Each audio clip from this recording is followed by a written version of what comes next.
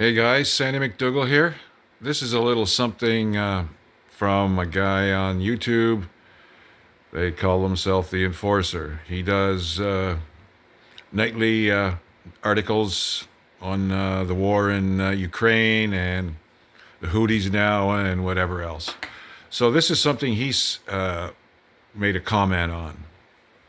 Isn't trying to conquer all of Europe, and this is a very different situation from World War II. This is something that I have to say is one of the most ignorant statements that I've ever heard. I actually cannot even really. That's a negotiator for Washington covering up for Russia. Into the hands of the Russian Federation. This is a situation that was exactly seen at the start of World War II, to be entirely frank. And for Witkoff to not see that, he either has to be blind to history or he has to have some sort of a clear and evident bias towards one of the parties, meaning that he's not a suitable negotiator.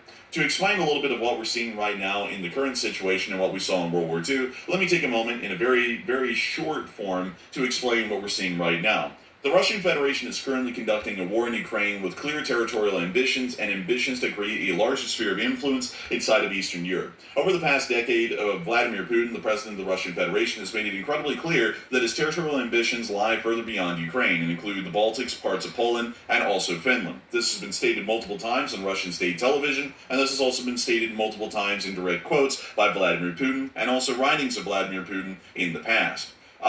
Once again, that's the situation that we're seeing in the present day. Let me make it a little bit clear what we were seeing with the Nazi Germans back in the 1930s, which apparently, according to Witkoff, isn't the same as what we're seeing right now.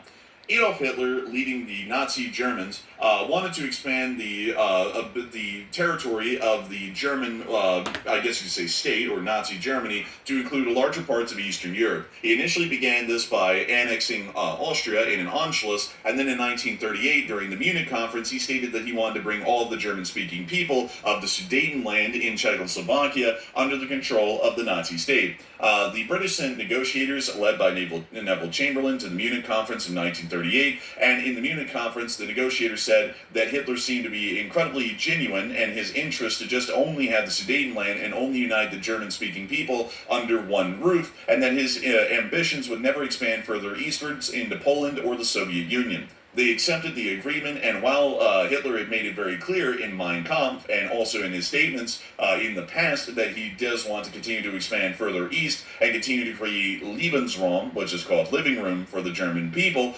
the British negotiators believed that Hitler wasn't really looking for that, actually, and he was only wanting a little sliver of land inside of the Czech Sudetenland. They agreed to allow that to be handed over to Hitler. He then annexed all of the Czech Republic and created a puppet state out of Slovakia only a little while later, and then he invaded Poland in 1939, starting off World War II. The parallels. Doesn't that sound funny? I think the Russians have done that once, and they want to do it again.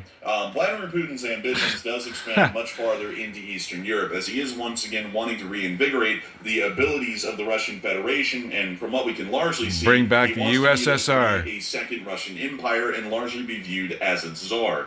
That is an incredible ambition.